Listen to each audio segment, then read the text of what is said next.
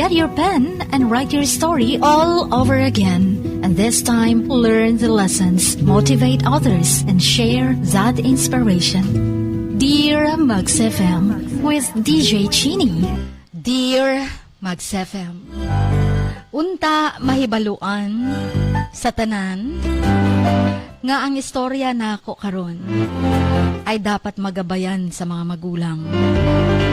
Especially Chin, ang mga bata. Pakitago na lang ako sa pangalang Ramza Girl.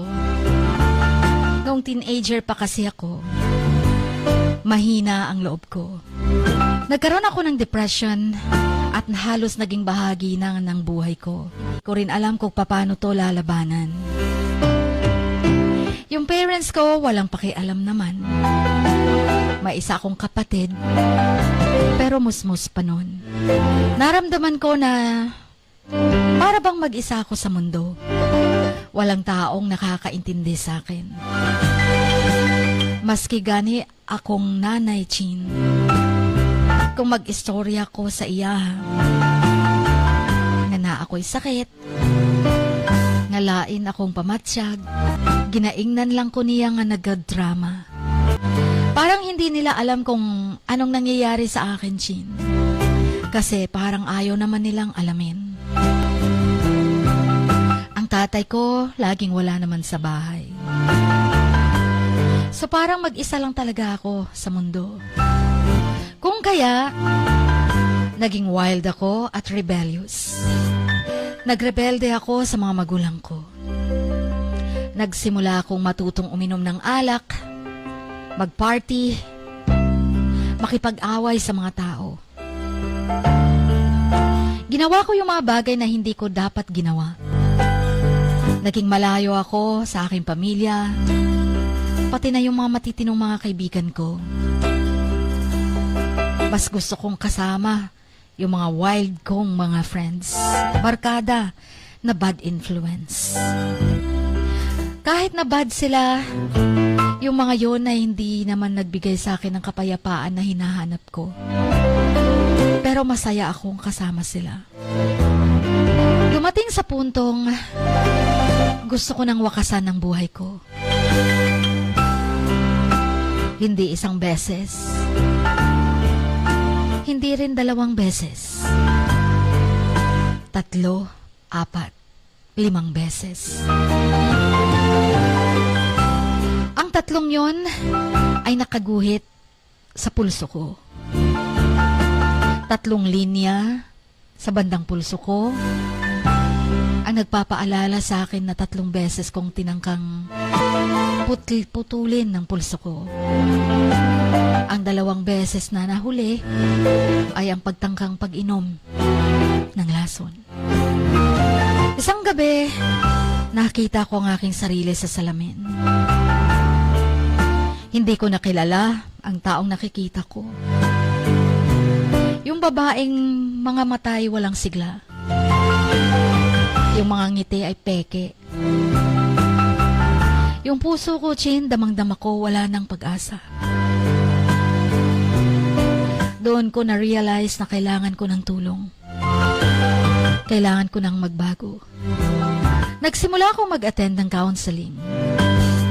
Simula doon sa simbahan lang namin, hanggang sa lumaki ang grupo, at nakita ko ang isang therapist din na ginagamot ang isang kaibigan ko. Pinakinggan niya rin ako at naintindihan niya ang problema ko.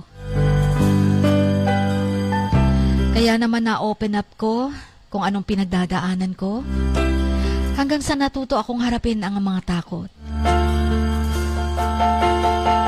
Nagsimula rin akong mag-jogging, mag-exercise, kasama ang mga churchmates ko.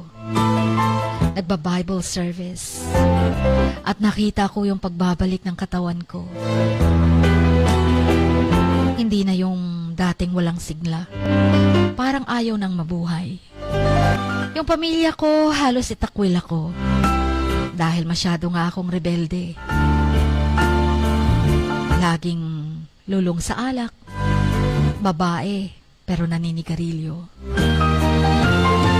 Ang daming bisyo. Nasubukan ko na rin magmariwana noon, pero hindi kinaya ng katawan ko. Buti na lang naagapan pa. Simula nung nag-attend ako ng counseling. Pero ang pinakamalaking pagbabago na nangyaring nakita ko, biglang may Biblia sa kwarto ko, Chin. Hindi ko alam sino ang naglagay. Basta binuklat ko lang. Hindi ko alam kung bakit, pero basta kinuha ko yun at sinimulan kong basahin. Yung mga salita ni God nagbigay sa akin ng pag-asa. Unti-unting natuto akong magtiwala sa Kanya. Nabasa ko, Chin, for I know the plans I have for you, declares the Lord. Plans to prosper you and not to harm you.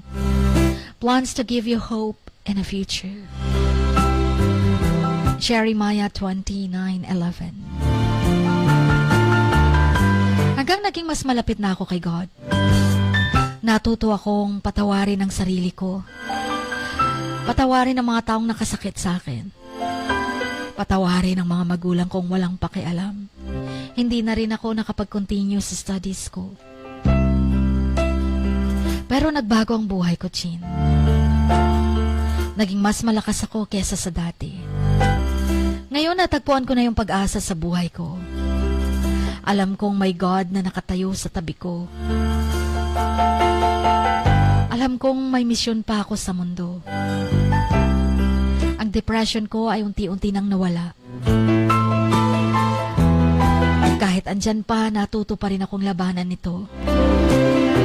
Because I'm with God na. Kaya ang kwento kong ito ay isang patunay lang ng buhay talaga ay may pag-asa pa. Habang may hininga. Na God is always there for you. For us. Quote, you are stronger than you seem. Braver than you believe. And loved more than you know. End quote. Sana sa aking kwento, may nakuha kayong aral. Lalong-lalo na ang pagtitiwala kay God. Kung nakaya ko, kaya nyo din. Huwag mawala ng pag-asa. Kaya kung kayo'y nakikinig sa story ko, sana'y malabanan nyo rin ang depression nyo o anumang pagsubok. Huwag na huwag kayong sumuko. May pag-asa pa. Magtiwala lang kay God. Just keep reading the Bible and let God's Word guide you. It's a powerful tool that can help you navigate life's challenges.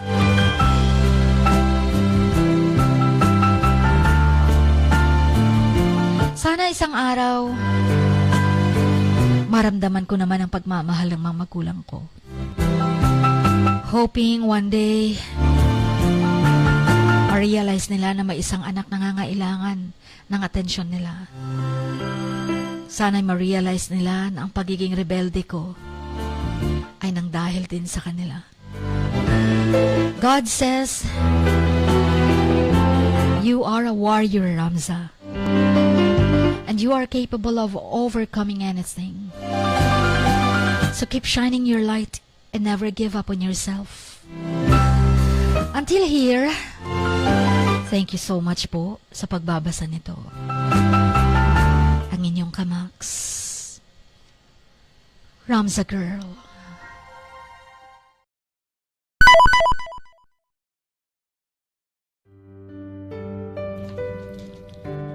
Sa bawat pagluha mo, may nakatagong kwento. Sa bawat ngiti mo, may gustong sabihin ang puso mo.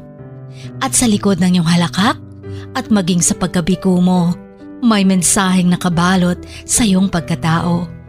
At ang tanging nais mo lamang ay mapakinggan ang mga ito ng buong mundo.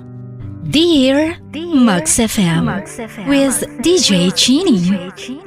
Life has got all those twists and turns. Stand up for what you believe in.